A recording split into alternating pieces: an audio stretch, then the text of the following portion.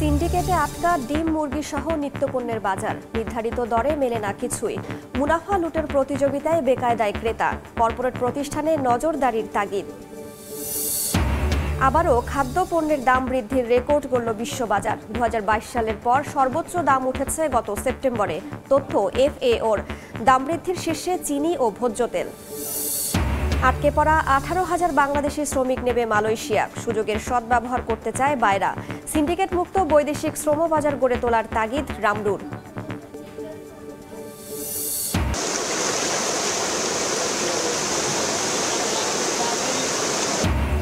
পাহাড়ি ঢলে এবার ডুবছে ময়মনসিংহ, তলিয়ে গেছে নিম্নাঞ্চল। শেরপুরে ভেসে গেছে 2 শতাধিক ঘেরের মাছ।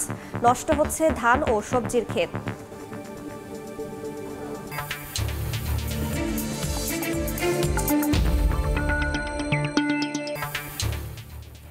দেখছিলেন শিরোনাম। আমন্ত্রণ জানাচ্ছি দেশ ও দেশের বাইরের অর্থ বাণিজ্যের নানা খবর নিয়ে আমাদের নিয়মিত আয়োজন এ সময়ের বাণিজ্যে। আপনাদের সঙ্গে আছি আমি রাইসা জান্নাত। উৎপাদক, মধ্যস্বত্বভোগী, পাইকার আর সবশেষে খুচরা, কোনো পর্যায়ে ক্রয় বিক্রয়ের কোনো রসিদ দেয়া নেওয়া হয় না ডিম ব্যবসায়ীদের। আর এই কারসাজিতে চট্টগ্রামে লাগামহীন ডিমের বাজার। সরকার নির্ধারিত দামের তোয়াক্কা না করে নিজেদের দামেই বিক্রি করছেন ব্যবসায়ীরা। এর বিরুদ্ধে ভোক্তা অধিকার মাসের পর মাস অভিযান চালিয়েও স্বস্তি আনতে পারছে না বাজারে। যদিও পাইকার ব্যবসায়ীদের দাবি, এখানে তাদের কারসাজির কোনো সুযোগ নেই। উৎপাদক পর্যায়ে বাড়াতে হবে মনিটরিং। আশরাফুল আলম মামুনের ছবিতে ফেরদৌস লিপির রিপোর্ট। চট্টগ্রামে প্রতিদিন প্রায় 25 লাখ ডিমের চাহিদা রয়েছে, যার প্রায় 80% টাঙ্গাইল ও বাকি অংশ আসে গাজীপুর ও সাভার থেকে, যা সরবরাহ করেন পাহাড়তলী বাজারের পাইকাররা। মাসখানেক ধরে অস্থির বন্দরনগরী ডিমের বাজার। চট্টগ্রামের পাইকারি বাজারে ডিমের ডজন 154 টাকা, আর খুচরায় বিক্রি হচ্ছে 175 টাকায়, যা সরকার নির্ধারিত দাম থেকে 33 টাকা বেশি। ভোক্তা অধিকার সংরক্ষণ অধিদপ্তরের অভিযানেও মিলেছে দাম নিয়ে কারসাজি। অসাধু ব্যবসায়ীদের কাছে পাওয়া যায় না ক্রয় বিক্রয়ের রসিদ। অধিক মুনাফার জন্য ডিমের ক্রয় ও বিক্রয় মূল্য লুকিয়ে রাখে। ক্রয় ভাউচার তো উনি রাখছেন না, আবার উনি নিজেও আবার বিক্রয় ভাউচারটা দিচ্ছেন না। উনি কিন্তু পাইকারি বিক্রেতা। একজন খুচরা বিক্রেতা যেটা করতে পারেন যে আমাকে ভাউচার দেয়নি, তো এই অজুহাতটা দেখিয়ে খুচরা বিক্রেতা মিথ্যারও আশ্রয় নেয় যে ডিমের আমি বেশি দাম দিয়ে কিনেছি। পাহাড়তলী বাজারে ডিমের দামের কারসাজির সত্যতা মিলেছে বিভিন্ন প্রতিষ্ঠানের বিরুদ্ধেও। উৎপাদন পর্যায়ে কঠোর মনিটরিং না থাকাকেই দুষছেন পাইকাররা। যেখানে উৎপন্ন ওইখানে যাইয়া দেখেন ওইখানে কি বেচতেছে না বেচতেছে, কারণ আমরা তো এটা প্রোডাকশন করতেছি না। খাবার থেকে গাজীপুর থেকে যারা মালগুলো আনে ওইখানে হলে হইতে পারে, আপনারা সেখানে তদারকি করেন, সেখানে যদি মার্কেটটা কমে এখানে অবশ্যই কমবে। ভোক্তা অধিকার নিয়ে কাজ করা সংগঠন ক্যাব বলছে, ডিমের বাজারের অস্থিরতার কারণ চিহ্নিত হলেও জরিমানাতে সীমাবদ্ধ আইনি ব্যবস্থা। কর্পোরেট গ্রুপ, আবার কয়েকজন বড় আমদানি পাইকারি ব্যবসায়ী, তারা এগুলোর সাথে জড়িত। তো তারা আসলে ম্যানিপুলেট করে দামটা বৃদ্ধি করতেছে। এটাই ছিল আসলে মূল কারণ। যেহেতু দীর্ঘদিন ধরে অনিয়ম করে পার পেয়ে যাচ্ছেন, তারা বারবার কিন্তু এই অনিয়মে উৎসাহিত হচ্ছেন। সরকার নির্ধারিত দামে ডিম বিক্রি নিশ্চিতে পদক্ষেপ নেওয়ার আহ্বান সাধারণ মানুষের। ফেরদৌস লিপি, সময় সংবাদ, চট্টগ্রাম। ভোক্তাকে স্বস্তি দিতে সরকার নিত্যপণ্যের যৌক্তিক মূল্য নির্ধারণ করে দিলেও বাজার সিন্ডিকেটের কাছে অসহায় সাধারণ মানুষ। ক্রেতা বিক্রেতা এমন অভিযোগ করলেও উল্টো ব্যবসায়ীদের সদিচ্ছার অভাবকেই দায়ী করছে কৃষি বিপণন অধিদপ্তর। এমন দাবি আর অভিযোগের মধ্যেই যখন অযৌক্তিক দামে পণ্য কিনতে বাধ্য হচ্ছেন ভোক্তা, তখন পরিস্থিতি নিয়ন্ত্রণে শক্তিশালী বাজার কাঠামো গড়ে তোলার তাগিদ দিচ্ছেন অর্থনীতিবিদরা। শাহজাহান খানের ছবিতে ফরহাদুর রহমানের রিপোর্ট। আইন মেনে গেল মার্চে মাছ, মাংস, ডিম, সবজি সহ 29টি কৃষি পণ্যের যৌক্তিক দাম নির্ধারণ করে সরকারি সংস্থা কৃষি বিপণন অধিদপ্তর। সেপ্টেম্বরে সেই দাম কিছুটা বাড়িয়ে ব্রয়লার, সোনালী মুরগি ও ডিমের দাম পুনরায় নির্ধারণ করে প্রাণী সম্পদ অধিদপ্তর। প্রশ্ন হলো, বাজার বাস্তবতা কি? সেপ্টেম্বরের শেষে এসে দেখা যাচ্ছে নির্ধারিত দামে বাজারে মিলছে না কোনো পণ্যই। কেন বাজারে সেই দামের বাস্তবায়ন নেই? এমন প্রশ্নে কৃষি বিপণন অধিদপ্তর বলছে, একদিকে ঠেকানো যাচ্ছে না হাত বদলে মুনাফা লুটের প্রবণতা, অন্যদিকে রয়েছে ব্যবসায়ীদের সদিচ্ছার অভাব। সরবরাহ শৃঙ্খলে যখন অতিরিক্ত হাত ঢুকে যায় বা অতিরিক্ত যারা আসলে তেমন কোনো ভ্যালু অ্যাড করছে না, খালি হাত বদল করছে, তখনই এই সরবরাহ শৃঙ্খলটা অদক্ষ হয়ে পড়ে এবং এই বাজারের এই ধরনের প্রাইসিং আমরা বিহেভিয়ার দেখতে পারি। এটা হচ্ছে মুখ্য। যদি এই আনইন্টারাপ্টেড বা আনডিসরাপশনগুলোকে দূর করা যায়, তাহলে কিন্তু বাজার মূল্য অনেক স্থিতিশীল যাতে নিয়ে আসা যায় বলে আমরা বাস্তবে দেখতে পাচ্ছি। অবশ্য এমন সহজ সরল পথে হাঁটছেন না পাইকারি ব্যবসায়ীরা। তারা সামনে আনছেন চাহিদা যোগানের সম্পর্ককে। আর খুচরা বিক্রেতারা বলছেন এখনো বাজারে সক্রিয় রয়েছে ইচ্ছেমতো দামে পণ্য বিক্রি করা সিন্ডিকেট। কাঁচামালের বাজার আমদানি যদি কম হয়, ওই 1-2টা বাইরে জায়গা 5টা বাইরে জায়গা হাটে যে পাইতেছে দাম একদম কম কিনতেছে, হাটে যে না দাম অবশ্যই বেড়ে দিচ্ছে। যারা এলসি করে তারা বিভিন্ন অজুহাত দেখাইতেছে, এলসি বন্ধ, সরবরাহ নেয়, মালের সরবরাহ কম, এখানে প্রত্যেক দিন দাম বাড়তেছে। এক সপ্তাহের ভিতরে আপনার দেখা গেছে 30-40 টাকা ডিফারেন্স হয়ে গেছে। খুচরা বিক্রেতাদের মতো সাধারণ ভোক্তাদেরও দাবি, অসাধু ব্যবসায়ীদের কারণে কমছে না নিত্যপণ্যের দাম। এতে বেকায়দায় পড়েছেন নিম্ন ও মধ্যবিত্ত মানুষ। সিন্ডিকেটটা আগে প্রচারে ছিল, এখন নীরবতাভাবে কাজ করছে। যে কোনো সরকারে আসুক, তারা যদি তাদের ব্যবসায়ীদের থেকে একটা বিগ অ্যামাউন্ট নিয়ে রাখে, তো ওই ব্যবসায়ীরা কি করবে? অর্থনীতিবিদরা বলছেন নিত্যপণ্যের দাম সহনীয় রাখতে সরকারকে মনিটরি পলিসি ও যৌক্তিক মূল্য নির্ধারণে নজর দিতে হবে। পাশাপাশি বৃহৎ শিল্প গ্রুপকেও দায়বদ্ধতার আওতায় আনতে হবে। ফিসক্যাল পলিসি যেটা আছে সেটার রিফ্লেকশনটা যাতে থাকে, যদি ট্যারিফ রেস্টালাইজ হয়, বড় বড় যে কোম্পানিগুলো যাতে ডিমের বাজার বা ব্রয়লার মুরগির যে মার্কেটটা আছে সেইটাকে যাতে প্রভাবিত না করতে পারে। বাজার ব্যবস্থাপনা জোরদার করতে পারলে মূল্যস্ফীতি অনেকাংশে কমে আসবে বলেও মনে করেন এই অর্থনীতিবিদ। তারা একটা প্রেসারের মধ্যে থাকবে। ফরহাদুর রহমান, সময় সংবাদ, ঢাকা। বৃষ্টি আর পাহাড়ি ঢলে শেরপুরে ভেসে গেছে 2 শতাধিক মাছের ঘের। পানি উঠেছে সবজি সহ অন্য ফসলি জমিতেও।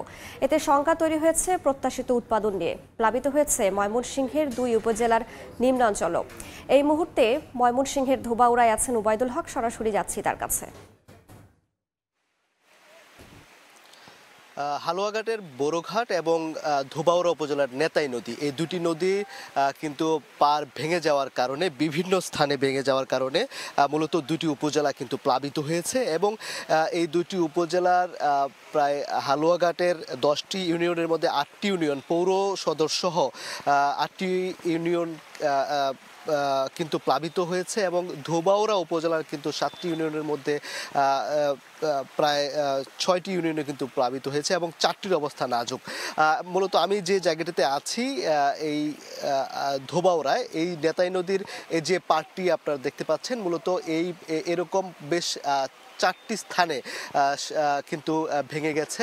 এবং এই ভেঙে যাওয়ার কারণে পানির যে স্রোত, পানির তোরে কিন্তু আশেপাশের যে ঘর বাড়ি সেগুলো কিন্তু অনেকগুলো ঘর বাড়ি ভেঙে গেছে। এবং ফসলি জমি, বিশেষ করে ফসলি জমি, মাছের ঘের সব কিছু তলিয়ে যাওয়ার কারণে সাধারণ মানুষ এবং কৃষকরা কিন্তু সবচেয়ে বেশি ক্ষতিগ্রস্ত হয়েছেন। আমরা দেখতে পাচ্ছি যে যেভাবে পানি ঢুকছে সেভাবে কিন্তু আসলে তারা এই ধরনের আকস্মিক বন্যার মুখোমুখি তারা সাম্প্রতিক সময়ে তারা কখনো হননি। এবং তারা বলছেন যে 88 বন্যার পর এটি সবচেয়ে ভয়াবহ বন্যার সম্মুখীন হয়েছেন।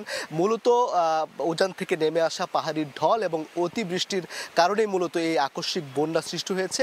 এবং এই দুটি নদীর বাঁধ যে ভেঙে যাওয়ার কারণে মূলত এখানকার যে লোকালয় রয়েছে সেই লোকালয়ে পানি ঢুকেছে। আমরা দেখতে পাচ্ছি যে আশেপাশের যে বাড়িঘর সবগুলো কিন্তু তলিয়ে গেছে। এবং কৃষি জমি কিন্তু হাজার হাজার একর কৃষি জমি এবং মাছের ঘের কিন্তু তলিয়ে গেছে। এতে যে পরিমাণ ক্ষতিগ্রস্ত হয়েছে এবং এতে কিন্তু নিঃস্ব হয়ে গেছেন কৃষকরা। স্থানীয় উপজেলা প্রশাসন বলছেন তারা উপজেলা চেয়ারম্যান দিয়ে তারা এই ক্ষতির পরিমাপ তারা নিরূপণ করার চেষ্টা করছেন। আমরা এই মুহূর্তে শেরপুরের বন্যা পরিস্থিতি জানতে চলে যাব সহকর্মী শহীদুল ইসলাম হীরার কাছে। শেরপুরে গতকালকে থেকে পানি পাহাড়ি ঢল যখন আসা শুরু করেছে শেরপুরে, তখন থেকে শেরপুরের বিভিন্ন এলাকা প্লাবিত হয়েছে। শেরপুরে এ পর্যন্ত প্রায় জেলার প্রায় 60টি গ্রাম প্লাবিত হয়েছে। এই মুহূর্তে আমি দাঁড়িয়ে আছি শেরপুরের নালিতাবাড়ি উপজেলার পাঁচগাঁও নামক একটি গ্রামে। এই গ্রামে আমরা যে সড়কটা দেখতে পাচ্ছি, আমরা গ্রামীণ পাকা সড়ক, এই পাকা সড়কটি পানিতে তলিয়ে গেছে। বিভিন্ন জায়গায় পাকা সড়কে পানির তোরে ক্ষতিগ্রস্ত হয়েছে। তো আমি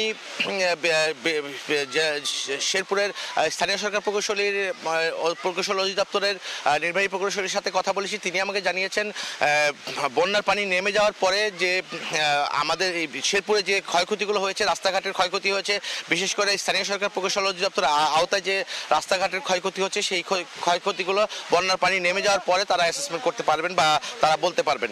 আমি শেরপুর জেলা মৎস্য কর্মকর্তার সাথে কথা বলেছি। তিনি আমাকে জানিয়েছেন শেরপুরে এই ঢলের পানিতে প্রায় 3 শতাধিক মাছের ঘের তলিয়ে গেছে। মাছের ঘেরে প্রতিটা মাছের ঘেরে যে পরিমাণ মাছ ছিল সব মাছ বন্যার পানিতে ভেসে গেছে এবং এখানে ক্ষতির পরিমাণ দাঁড়িয়েছে প্রায় 150 কোটি টাকার মতো। যদি টাকার হিসাব করা হয় তাহলে দাঁড়ায় যে 150 কোটি টাকার মতো ক্ষতি হয়েছে। আমি শেরপুর জেলার কৃষি কর্মকর্তার সাথে কথা বলেছি। তিনি আমাকে জানিয়েছেন শেরপুরে প্রায় 17,000 হেক্টর রোপা আমন ধানের ক্ষতি হয়েছে। রোপা আমন ধান বানের পানিতে তলিয়ে গেছে এবং প্রায় 600 বা 600-র অধিক হেক্টর জমির সবজি ক্ষেত পানিতে তলিয়ে গেছে। সবজির ক্ষেত পানিতে এসে তলিয়ে গেছে প্রায় 600 হেক্টর জমির। আমি জেলা প্রশাসনের সাথে কথা বলেছি। জেলা প্রশাসক আমাকে জানিয়েছেন সেনাবাহিনীর 4টি উদ্ধারকারী দল শেরপুরে বোট নিয়ে কাজ করছেন এবং শেরপুরে হেলিকপ্টারের একটি বিশেষ হেলিকপ্টার শেরপুরে টহল দেবেন। যেই হেলিকপ্টার দিয়ে বন্যার্তরা কোথাও ক্ষতিগ্রস্ত অবস্থায় আছেন কিনা তাদের সেই তথ্য তাদেরকে উদ্ধার করার জন্য সেনাবাহিনী হেলিকপ্টার টহল দেওয়া শুরু করবেন কিছুক্ষণের মধ্যে। এই ছিল আমার কাছে শেরপুর থেকে সর্বশেষ বন্যার তথ্য। সরাসরি যুক্ত ছিলাম শেরপুর ও ময়মনসিংহে। জাতীয় নিরাপত্তা বিঘ্নিত করতে চট্টগ্রামে পরপর 2টি তেলবাহী জাহাজে আগুন দেয়া হতে পারে বলে দাবি করেছেন বাংলাদেশ শিপিং কর্পোরেশনের ব্যবস্থাপনা পরিচালক কমোডর মাহমুদুল মালেক। সকালে ব্রিফিংয়ে তিনি বলেন, একসঙ্গে 4টি পয়েন্ট থেকে আগুন লাগা স্বাভাবিক হতে পারে না। ঘটনা তদন্তে 8 সদস্যের কমিটি গঠন করা হয়েছে। ফায়ার ফাইটিং এক্সারসাইজ থেকে শুরু করে যত ধরনের প্রিকশন, অগ্নি দুর্ঘটনা যেন বা এই জাতীয় কোনো ঘটনা না ঘটে প্রিকশন নেওয়া সম্ভব সব কিছু আমরা করেছিলাম। কিন্তু অত্যন্ত দুঃখের সাথে জানাচ্ছি আজকে গত রাত 12টায় সৌরভ জাহাজে অগ্নি দুর্ঘটনা ঘটে।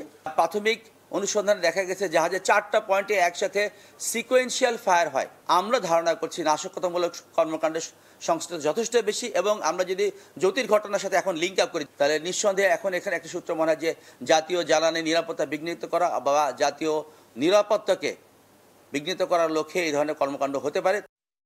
গেল মে মাসে বিমানবন্দরে আটকে পড়া 18,000 শ্রমিক আবারও মালয়েশিয়া যাওয়ার সুযোগ পাওয়ায় সাধুবাদ জানিয়েছে বায়রা। তাৎক্ষণিক প্রতিক্রিয়ায় সংগঠনটি বলছে তারা এই সুযোগের শতভাগ সদ্ব্যবহার করতে চান। আর সিন্ডিকেট মুক্ত বৈদেশিক শ্রমবাজার গড়ে তোলার তাগিদ প্রবাসী শ্রমিকদের উন্নয়নে কাজ করার সংস্থা রামরুর। বিএমইটি ছাড়পত্র পাওয়ার পরেও 31 মে শেষ সময় পর্যন্ত চেষ্টা করেও ঢাকার হযরত শাহজালাল আন্তর্জাতিক বিমানবন্দরে আটকে পড়েন মালয়েশিয়াগামী 18,000-এর বেশি শ্রমিক। এবার তাদের অগ্রাধিকারের ভিত্তিতে মালয়েশিয়ার শ্রমবাজারে প্রবেশের সুযোগ দেওয়ার আশ্বাস দিলেন দেশটির প্রধানমন্ত্রী। বাংলাদেশের 4র্থ বৃহত্তম বৈদেশিক শ্রমবাজার মালয়েশিয়ায় শ্রমিক পাঠানোর সুযোগ দেখা দেয় খুশি শ্রমশক্তি রপ্তানিকারকদের সংগঠন বায়রা। তারা বলছে অন্তর্বর্তী সরকার প্রধান ডক্টর মোহাম্মদ ইউনূসের ভাবমূর্তিকে কাজে লাগিয়ে মালয়েশিয়া থেকে প্রবাসী আয় বাড়াতে নতুন উদ্যমে কাজ করতে চান তারা।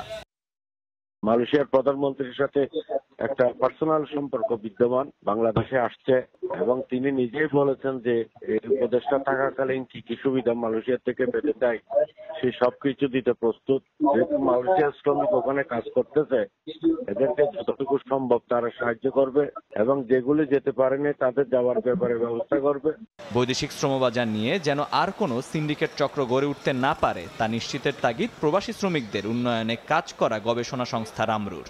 এবার অবশ্যই যারা এই সিন্ডিকেটের হোতা তাদেরকে একটু আইনের আওতায় নিয়ে আসা, তাদেরকে পানিশমেন্টের মধ্যে ফেলা, তা না হলে বারবারই দেখবেন যে এরকম হবে এবং যারা বেঁচে যাওয়ার তারা বেঁচেই যাবে, মাঝখান থেকে ভুক্তভোগী যারা অভিবাসী তারাই এই ধকলটা পোহাবে। বিএমইটির তথ্য 1976 সাল থেকে এ পর্যন্ত বাংলাদেশ থেকে মালয়েশিয়া গিয়েছেন 14,59,000 শ্রমিক, যার মধ্যে গত বছর গেছেন 3,51,683 জন। আর সিন্ডিকেটের দৌরাত্ম্য সহ নানা অনিয়মের কারণে 1992 সাল থেকে বাংলাদেশিদের জন্য 4 বার বন্ধ যায় দেশটির শ্রমবাজার। মহির মারুফ, সময় সংবাদ, ঢাকা। জিআই পণ্যের ঝুড়িতে ব্রাহ্মণবাড়িয়ার বিখ্যাত মিষ্টি ছানামুখী যুক্ত হওয়ায় আনন্দে ভাসছে সর্বস্তরের মানুষ। তারা বলছেন এর মাধ্যমে জেলার নাম উজ্জ্বলের পাশাপাশি উন্মোচিত হয়েছে ব্যবসার নতুন দ্বার। আর রফতানিযোগ্য পণ্যের তালিকায় একে যুক্ত করতে উদ্যোগ নেওয়ার কথা জানিয়েছে জেলা প্রশাসন। হৃদয় পালের ছবিতে উজ্জ্বল চক্রবর্তীর রিপোর্ট। দেখতে চতুর্ভুজ আকৃতির মিষ্টির উপরের অংশে চিনির আবরণ, ভেতরে দুধের ছানা, এর নাম ছানামুখী।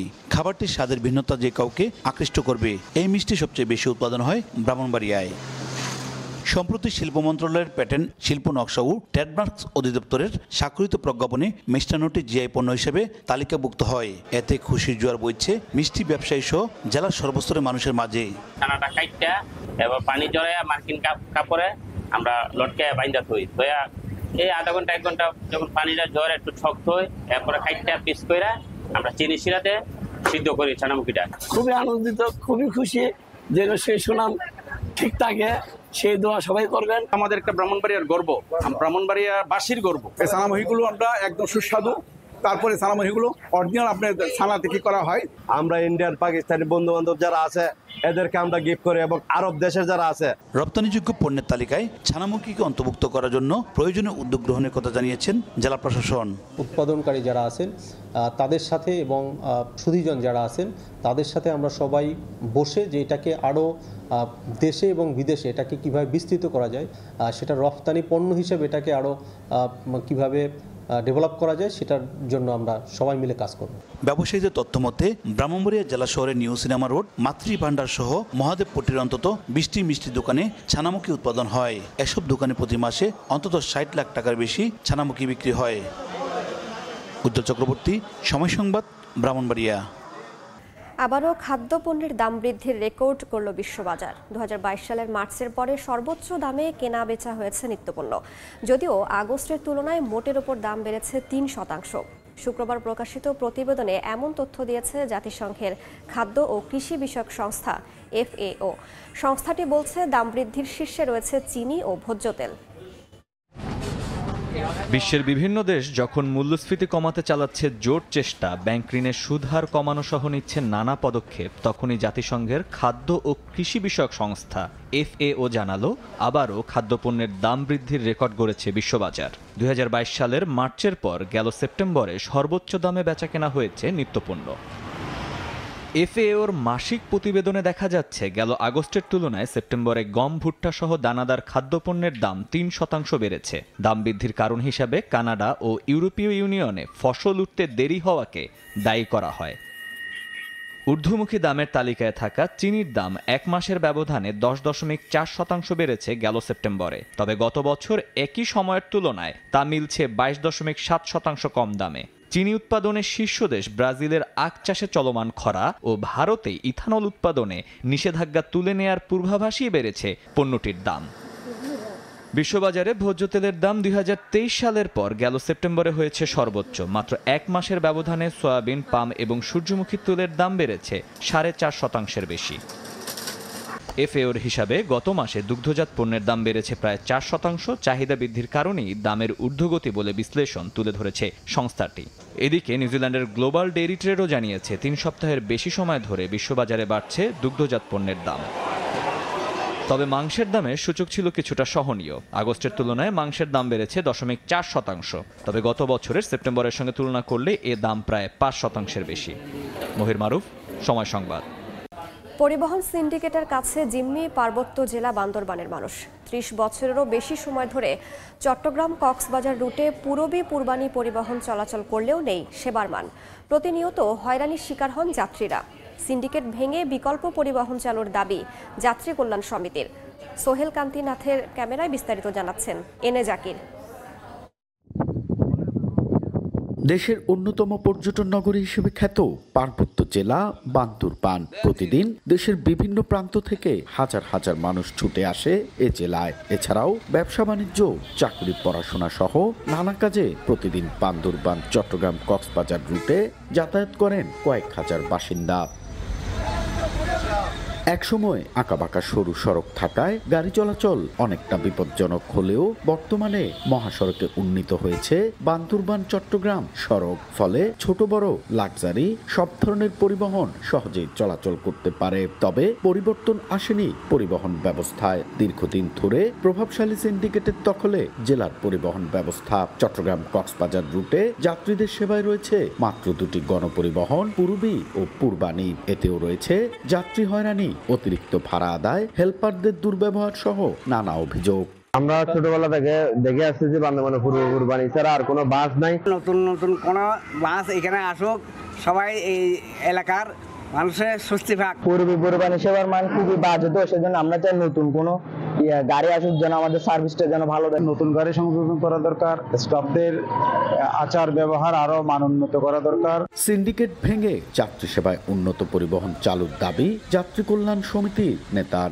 শুধুমাত্র সিন্ডিকেটের কারণে কিন্তু এটি আমরা আশা করতে পারি না, কারণ এখানে যদি সিন্ডিকেটকে আমাদের ভাঙতে হবে, সরকারকেও প্রশাসনকে এটাকে খুঁজে বের করতে হবে। প্রতিদিন ভোর 6টা থেকে চট্টগ্রাম কক্সবাজার রুটে পূর্বী পূর্বানী পরিবহনের 30টিরও বেশি বাস চলাচল করে। এনএ জাকির, সময় সংবাদ, বান্দরবান। অবশেষে জোড়া লাগছে সাগরের প্রবল স্রোতে বিলীন হওয়া কক্সবাজার টেকনাফ মেরিন ড্রাইভের 2 কিলোমিটার অংশ। শিগগিরই প্রতিরক্ষা বাঁধ নির্মাণ করে সড়কে কাজ শুরুর কথা জানিয়েছে সেনাবাহিনী। এতে বিকল্প পথে দীর্ঘদিনের ভোগান্তি থেকে মুক্তি মিলবে বলে জানান পর্যটন সংশ্লিষ্টরা। মোহাম্মদ ফরাজের ক্যামেরায় সুজাউদ্দিন রুবেলের রিপোর্ট। কক্সবাজার টেকনাফ মেরিন ড্রাইভের কলাতলি থেকে বেলিহেচারি অংশ পর্যন্ত বিলীন হয়েছে সাগরের আগ্রাসনে। এতে ঝুঁকির মুখে পড়েছে অনেক স্থাপনা। সম্পদ রক্ষায় অনেকেই নিজস্ব অর্থায়নে নির্মাণ করে ছোট ছোট বাঁধ। তারপরও বছরের পর বছর জোড়া লাগেনি মেরিন ড্রাইভের বিলীন হওয়া অংশ। মেরিন ড্রাইভে উঠতে ব্যবহার হচ্ছে বিকল্প সড়ক, যা অনেকটা সরু। এ কারণে সড়কটিতে লেগে থাকে দীর্ঘ যানজট, দুর্ঘটনাও ঘটছে প্রতিনিয়ত। দীর্ঘদিন পর শুরু হচ্ছে বিলীন হওয়া অংশ পুনর্নির্মাণ। এতে খুশি এলাকাবাসী। এই 2 কিলোমিটার রাস্তাটা প্রায় 1.5 ঘন্টা 2 ঘন্টা লাগে এই কলাতলি মুড়ি পৌঁছাতে। যদি যানজটটা মুক্ত হয় তাহলে গ্যাসে শান্তি পাইলো, আমরা গাড়ি চলে আরামদায়ক হলাম। আমাদের পর্যটন শিল্প এটার জন্য অনেক ভালো উপকার পাবে। প্রতি বছর মেরিন ড্রাইভে ভ্রমণ করেন লাখো পর্যটক। ভেঙে যাওয়া অংশ মেরামত হলে বিকল্প পথের ভোগান্তি থেকে মুক্তি মিলবে বলে জানান পর্যটন সংশ্লিষ্টরা। এইটার ভিতরে 10 থেকে 12টি হ্যাচারি আছে, যেটা এখন প্রত্যেক দিনই জোয়ার ভাটার সাথে যুদ্ধ করে। 15-20টা হোটেল অলরেডি বিজনেসে আছে, আর 10-15টা প্রস্তাবিত আছে। এগুলি হইলে পর্যটনের জন্য পর্যটন বিকাশে আরো সহায়ক হবে। সম্প্রতি ক্ষতিগ্রস্ত এলাকা পরিদর্শন করে সেনাবাহিনীর 10 পদাতিক ডিভিশনের জিওসি জানান শীঘ্রই শুরু হবে প্রতিরক্ষা বাঁধ নির্মাণ। এরপর করা হবে সড়ক পুনর্নির্মাণ। আমরা ইমিডিয়েটলি কাজ শুরু করব সি ওয়ালের। আর রাস্তার কাজটা যেহেতু জাইকার প্রজেক্ট, এটা একটা প্রজেক্টের অংশ হিসাবে একটা রিভাইজ প্রপোজাল যাবে মিনিস্ট্রিতে। ওইটা আমরা যত তাড়াতাড়ি সম্ভব আমরা করার চেষ্টা করব।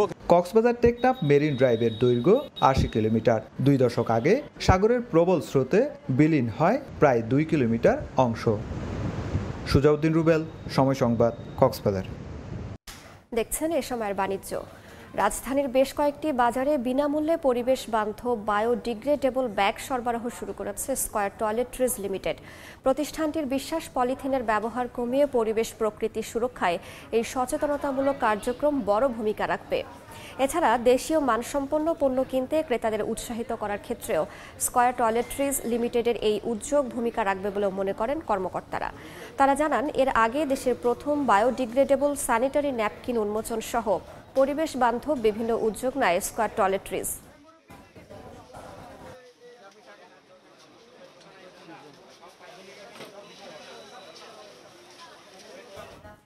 রাজধানীর ধানমন্ডিতে মাইডাস সেন্টারে চলছে শরৎ এসএমই মেলা। মেলায় অংশ নেওয়া ৭২ জন নারী ও যুব উদ্যোক্তা মেলে ধরেছেন ঐতিহ্যের মিশেলে তৈরি করা পোশাক ও গয়না।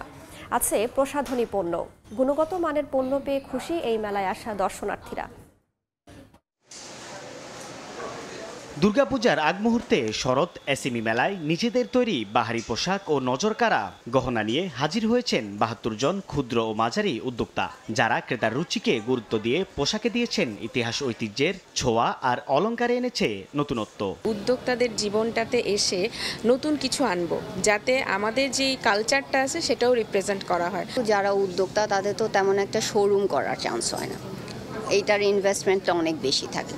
সো ওই ইনভেস্টমেন্টটা যখন না করা হয় তখন দেখা যায় যে ঘরে বসে বা আপনার লাইভ করার মাধ্যমে ডিজিটাল প্ল্যাটফর্ম ইউজ করে আমরা যেগুলো করছি, আমি ন্যাচারাল ডাই নিয়ে কাজ করি। মেইনলি হচ্ছে আমার স্ক্রিন প্রিন্ট, টাই ডাই, ভেজিটেবল ডাই আর জামদানির উপর কিছু কালেকশন আছে, শাড়ি। রাজধানীর ধানমন্ডিতে মাইডাস সেন্টারে বৃহস্পতিবার শুরু হওয়া ৩ দিন ব্যাপী এই মেলায় মিলছে প্রসাধনী পণ্য।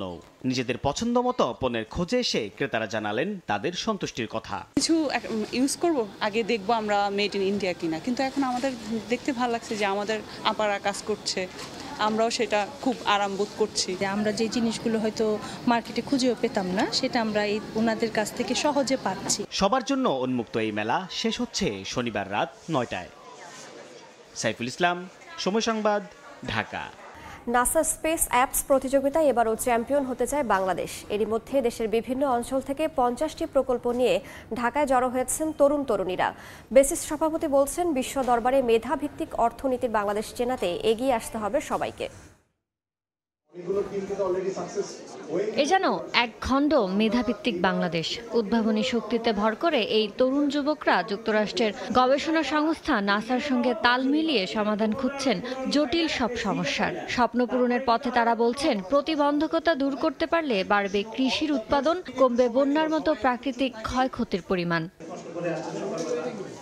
সমস্যা সমাধান করতে নাসার এই প্রতিযোগিতা বাংলাদেশে আয়োজন করেছে সফটওয়্যার প্রস্তুতকারক ও রফতানিকারকদের সংগঠন বেসিস। রাজধানীর খিলক্ষেতে একটি বেসরকারি বিশ্ববিদ্যালয়ে শুক্রবার শুরু হওয়া দুদিনের প্রতিযোগিতায় সশরীরে অংশ নিয়েছে 50টি দল, আর ভার্চুয়ালি আরও 450 প্রকল্প নিয়ে যুক্ত রয়েছে উদীয়মান বিজ্ঞানীরা। মেধাভিত্তিক সমাজের এই প্রতিনিধিরা বলছেন, তাদের উদ্ভাবন এক মুহূর্তে তথ্য বিশ্লেষণ করে বলে দিতে পারবে কোন এলাকায় কোন সময়ে কোন ফসল করা হবে লাভজনক। ফার্মার্সদের বিভিন্ন ধরনের ডিজাস্টার হয়, সেটার ইনফরমেশন তারা আগে কিভাবে পেতে পারে, এই জন্য আমরা আমাদের ডিভাইস ডিজাইন করেছি। ময়েশ্চার আছে সয়েলটার মধ্যে, ওটা বুঝতে পারবে, আর ওই হিসাবে আমরা ওদেরকে মেশিন লার্নিং দিয়ে প্রেডিক্ট করে দিতে পারবো যে ওরা কি ক্রপস প্ল্যান্ট করতে পারবে। ওয়াটার রিলেটেড ডিজাস্টার যে হচ্ছে সেগুলোর প্রিকশন ক্রিয়েট করার জন্য এবং সেগুলো ড্যামেজ কিভাবে মিনিমাইজ করা যায় সেই জিনিসটার জন্য আমরা একটা অ্যাপ্লিকেশন সফটওয়্যার ডেভেলপ করতেছি, যেটা ইউজ করে আমাদের ফার্মাররা ইউজ করতে পারবে। প্রতিযোগিতার সঙ্গে কথা বলার পর বেসিস সভাপতি বলেন, মেধাভিত্তিক অর্থনীতি গড়তে এগিয়ে আসতে হবে যুব সমাজ সহ সকলকে। এখন সময় একদিকে যেরকম ফিজিক্যাল ভাবে সংগ্রাম করা, আরেকদিকে সময় হচ্ছে এই মেধা দিয়ে সংগ্রাম করা। এর আগে এই প্রতিযোগিতায় 10 বার অংশ নিয়ে টানা 3 বার সহ 4 বার বিশ্ব চ্যাম্পিয়ন হয়েছে বাংলাদেশ। ইয়ানুস শিফাত, সময় সংবাদ, ঢাকা। এক মাসের ব্যবধানে আবারও সংযুক্ত আরব আমিরাতে প্রবাসী বাংলাদেশি জিতে নিলেন বিগ টিকেট লটারি। গত মাসে 36 বাংলাদেশি 50 কোটি টাকা জিতলেও এবার 11 প্রবাসী জিতেছেন 65 কোটি টাকা। শিবলি আল সাদেকের রিপোর্ট। এক মাসের ব্যবধানে আবারও প্রবাসী বাংলাদেশিরা জিতে নিলেন সংযুক্ত আরব আমিরাতের বিগ টিকেট লটারি। গতবার যেখানে 36 প্রবাসী 15 মিলিয়ন দিরহাম জেতেন, সেখানে এবার 11 জন প্রবাসী জিতলেন 20 মিলিয়ন দিরহাম, যা বাংলাদেশি মুদ্রায় 65 কোটি টাকা। এবারের লটারির টিকিটটি 11 জনের পক্ষে কেনেন আবুল মনসুর নামে এক প্রবাসী। তিনি বাংলাদেশের চট্টগ্রাম জেলার ফটিকছড়ি এলাকার বাসিন্দা।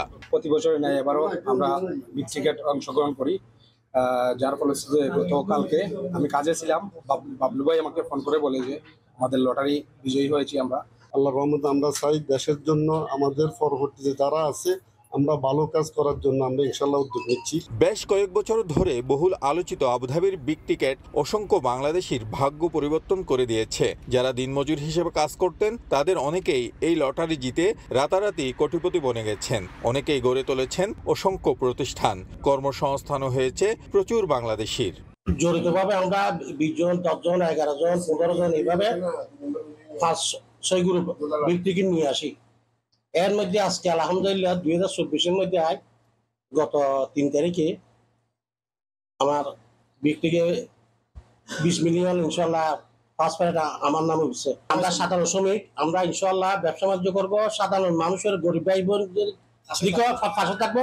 দেশে কিছু ব্যবসা বাণিজ্য করবো বা এখানে কিছু ব্যবসা বাণিজ্য করবো।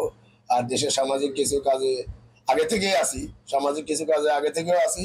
ইনশাল্লাহ এখন আগ্রহ আরো বেশি হবে। লটারি বিজয়ী 11 জনের প্রত্যেকে দীর্ঘদিন ধরে প্রবাসে নিম্ন বেতনে চাকরি করেছেন। লটারিতে জেতা টাকা দিয়ে তারা এবার তাদের স্বপ্ন বুননে হাত দিবেন বলে জানিয়েছেন। পাশাপাশি মানব কল্যাণমূলক কাজে নিজেদের সম্পৃক্ত করার আশাবাদও ব্যক্ত করেছেন লটারি বিজয়ীরা। শিবলাল সাদিক, সময় সংবাদ, সংযুক্ত আরব আমিরাত। মালদ্বীপে বেড়েছে বাংলাদেশি পর্যটকের সংখ্যা। দেশটির মার্কেটিং অ্যান্ড পাবলিক রিলেশনস কর্পোরেশনের তথ্য অনুযায়ী গত বছরের তুলনায় এবার অন্যান্য দেশের পর্যটকের চেয়ে বাংলাদেশিদের সংখ্যা বেড়েছে 29%। কারণ হিসেবে উল্লেখ করা হচ্ছে ভিসা প্রাপ্তির সহজলভ্যতা। খন্দকার ওমর ফারুকের তথ্য ও ছবিতে রিপোর্ট। বিশ্বের জনপ্রিয় পর্যটন কেন্দ্রিক দেশগুলোর মধ্যে অন্যতম মালদ্বীপ। 1200টি দ্বীপ এবং 26টি প্রবাল দ্বীপ দিয়ে গঠিত দেশটির অপরূপ সৌন্দর্য মুগ্ধ করে পর্যটকদের। বিশ্বের নামকরা তারকা থেকে শুরু করে সাধারণ মানুষ প্রতি বছর দেশটিতে ভ্রমণ করেন অসংখ্য পর্যটক। বর্তমানে বাংলাদেশি পর্যটকদের কাছেও স্বপ্নের সেরা গন্তব্য হয়ে উঠেছে মালদ্বীপ। প্রতিদিনই বাংলাদেশি পর্যটকদের পদচারণায় মুখর হয়ে ওঠে পর্যটন স্পটগুলো। মালদ্বীপের মার্কেটিং অ্যান্ড পাবলিক রিলেশনস কর্পোরেশনের তথ্য বলছে গতবারের তুলনায় চলতি বছর বাংলাদেশি পর্যটকের সংখ্যা 29% বেড়েছে। মানে যাকেই বলতেছি সবকিছু কোথায় গেলে ভালো হবে, এখানকার যে লোকাল কারেন্সি কোথায় করলে বেশি পাবো, সবকিছুই আর কি। প্রকৃতির যে সৌন্দর্য এটা আসলে মালদ্বীপে না আসলে বোঝা যাবে না। স্বচ্ছ পানি এবং মালদ্বীপের যে দ্বীপগুলা এটা সত্যি অসাধারণ। এবং মালদ্বীপে যখন আমরা বোটে করে এক দ্বীপ থেকে আরেক দ্বীপে যাচ্ছি, আমরা মাঝখানে দেখতে পাচ্ছি ডলফিন সহ অনেক সুন্দর সুন্দর মাছ। সহজেই ভিসা পাওয়ার কারণেই মালদ্বীপে বাংলাদেশি পর্যটকের সংখ্যা বাড়ছে বলে মনে করেন সংশ্লিষ্টরা। বর্তমানে মালদ্বীপে পর্যটক আগমনের শীর্ষ 20টি দেশের মধ্যে বাংলাদেশি পর্যটকের অবস্থান 16তম। দিন দিন পর্যটকদের সংখ্যা বাড়ায়। এরই মধ্যে সমুদ্র সৈকত এবং ল্যান্ডস্কেপে বড় ধরনের পরিবর্তনের বিষয় জানিয়েছে মালদ্বীপ সরকার। সময় সংবাদ, মালদ্বীপ। যুক্তরাষ্ট্রের বিভিন্ন অঞ্চলে দৃশ্যমান হচ্ছে হারিকেন হেলেনের ক্ষয়ক্ষতি।